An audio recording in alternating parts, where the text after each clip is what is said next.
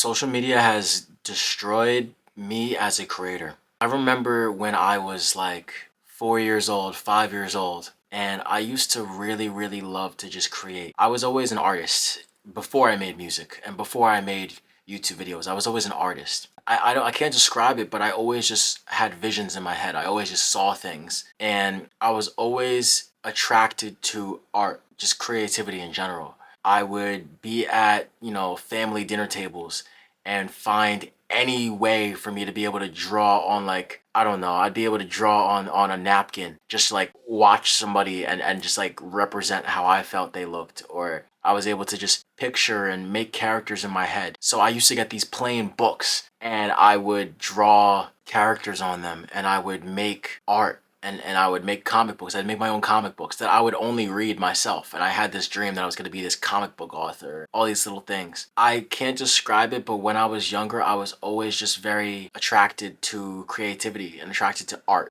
And that always grew, and that grew from watching other people create and other artists. I was always somebody who liked just, like very artsy comic book kind of looking stuff. Like I used to like Captain Underpants, and other people used to criticize at that time, when I was growing up. And I am only 21 years old, but in middle school, I got bullied for liking anime. I got bullied for liking manga. I got bullied for liking what I liked and liking video games. And it's funny how the world changed, because so many people are attracted to creativity now that the things that I used to get picked on and bullied for are things that are now considered cool. Over time, I grew and I wanted to do more than just draw and paint. I wanted to make videos because I saw other people make videos, and it was another form of creativity that I've never seen before. It was another form of expressing that I've never seen before. I used to watch FaZe Clan. I used to watch Optic Gaming. I used to watch all those gaming channels because I was really into video games, and I really enjoyed watching people be creative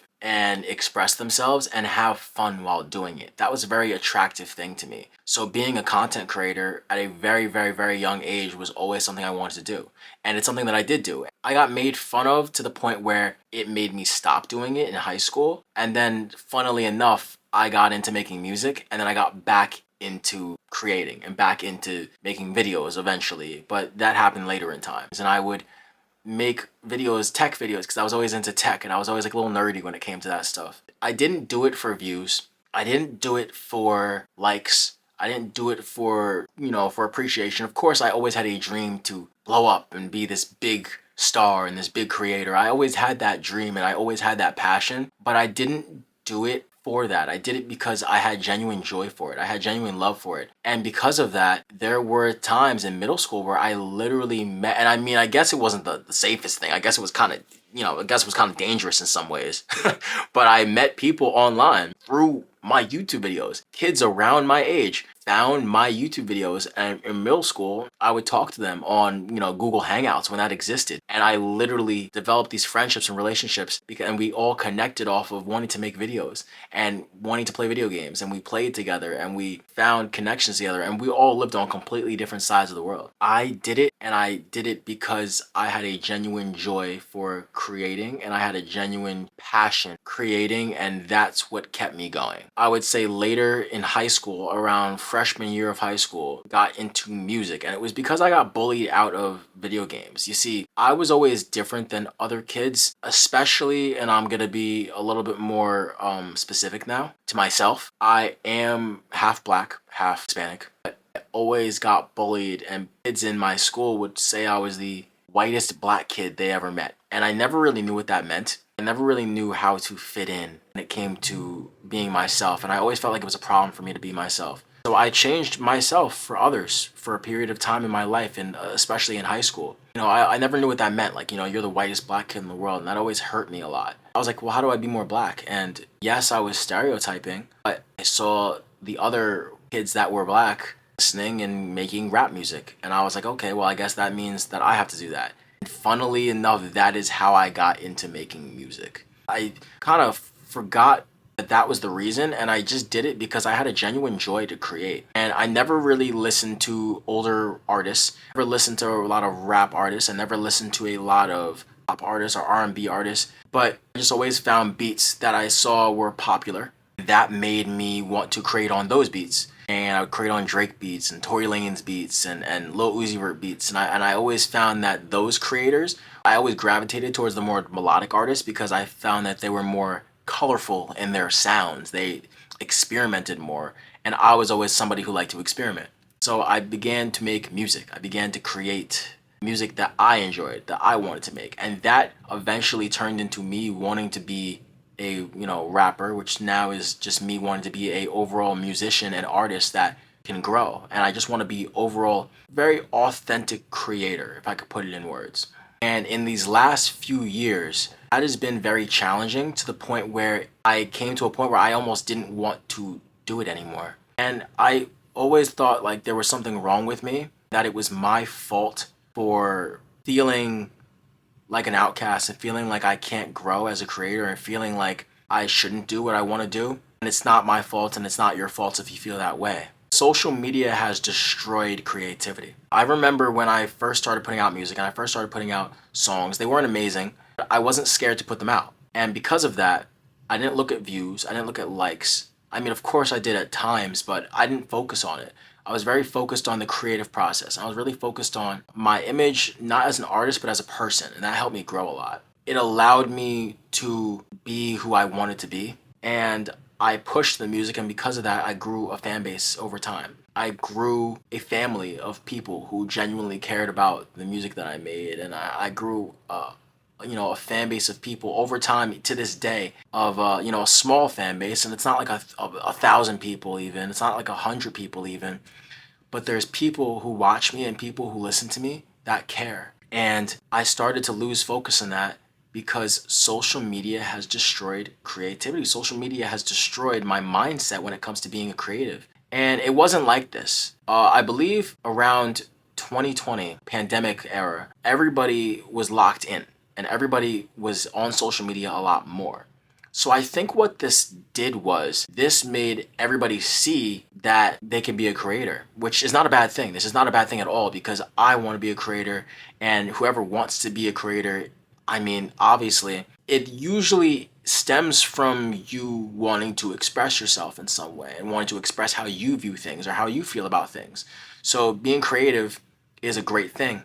But social media has destroyed that because over time, since that pandemic era, we've seen so many creators that it's become a very oversaturated space to be in, which has made the competition even higher. And that's not a bad thing. We need competition in order to grow. We need to compete sometimes in order to see how we can evolve in ourselves and do better. But because of that oversaturation, because of that competition, because of how social media is now, in this day, every time I go on Instagram, every time I go on TikTok, every time I go on YouTube, I feel like I'm being advertised to. I feel like I'm being put in a position where I can't create what I want to create. I feel like I have to create to cater to an audience. And that's not a bad thing. Of course, you have to cater towards your audiences. Of course, you have to create to an extent what your audience wants to see. But this has prevented me from creating the way that I want to create. And it slowed me down from creating videos and creating songs and making things that allow me to express myself in general because I feel like I have to do it in a certain way. I feel like everything that I have to put out is almost fabricated because it's not what I want to put out. It's what I feel people want to see or what I feel I need to put out in order to grow. And what that's done is that's destroyed my creativity. That's destroyed my mindset when it comes to social media. That's destroyed how I feel about social media as a whole. And it's crazy because when I grew up, I really viewed social media as a positive thing, even though there's bullies on there, even though there's negativity on social media. There was always a space for people to express themselves and always a space for people to do what they want to do. And I feel like that's kind of been destroyed now. It's kind of put us in a place where we feel like we have to be somebody or we have to be someone else or do something else in order to grow and in order to create, in order to, I don't know, just do what we want to do. What that means is we need to fight against that. I need to fight against that. You need to fight against that. We need to fight against the mold that social media in today's day and age has made us feel like we have to fit into because we don't have to fit into a mold. You see, when we were brought into this world, we were custom made. We were brought here all individually different from every person and everything around us. We should not feel like we have to fit molds. We should not feel like we have to be something or be a certain type of person or cater to a certain audience. Our niche should not have to be one specific thing. We should be nicheless. We should be whatever we want to be. Our brand should not be something very specific that only a certain amount of people can get into or like. Our brand should just be ourselves. And I feel like I've lost that for such a long time because of the mold that social media literally advertises we should be like or we should have to be. I have to throw captions up on every video. I have to put out certain content because that's the only way I can grow and it's really hurt us and it's really hurt me and it's prevented me from creating the way that I want to create. So I'm saying all this because social media, yes, it's destroyed who I am to an extent, and it's destroyed who I want to be and destroyed who a lot of people want to be. We can't allow it to. We cannot allow social media to deteriorate our our mental health. We cannot allow social media to deteriorate who we want to be and mold and bend and make us feel like we have to fold into these people that we didn't want to be. Because if you came into this world and you came into this world wanting to express yourself on a camera, or you came here wanting to express who you are and express yourself musically, express yourself in art, express yourself on a podcast, express yourself making YouTube videos. If you came here wanting to do that, you should not feel like you have to do it in a certain way. And you do not have to do it in a certain way. You do everything the way that you want to do it. And someone out there is going to find this video and someone's going to relate to me. Now, it might not be tens of thousands of people. And sometimes that hurts me and sometimes that gets to, my ego, But at the end of the day, we should not be creating for views. We should not be creating for likes. We should not be creating, for money. To an extent, sometimes we do need money and sometimes we're doing this for money. Sometimes we're doing this for reasons that we actually kind of don't have much of a choice to do once we get to certain levels when it comes to social media. But we cannot let social media change how we view ourselves, and we cannot let social media change what we're going to do as creators, because we're creators. So we were put here to create. We were put here to create our own lanes. We were put here to make our own lane, in what we want and how we want to live and what we want to do with our lives. So don't let what people feel, don't let society's perspectives, don't let social media destroy you. Don't let the view of how you should be as a creator, the view of how you should be as somebody who expresses themselves, don't let social media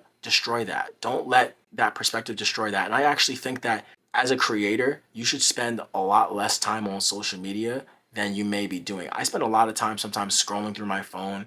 As soon as we wake up, we go to our phones, we go to TikTok, we go to Instagram, we go to whatever app, and we spend all that time looking at stuff. So by the time we want to create, we feel like we have to create in a certain way. We feel like we have to move in a certain way, and that's just not true. Create what you want to create, follow your dreams, follow your passions, and whatever it is eventually going to come to me and come to you as well. It's Will Armani.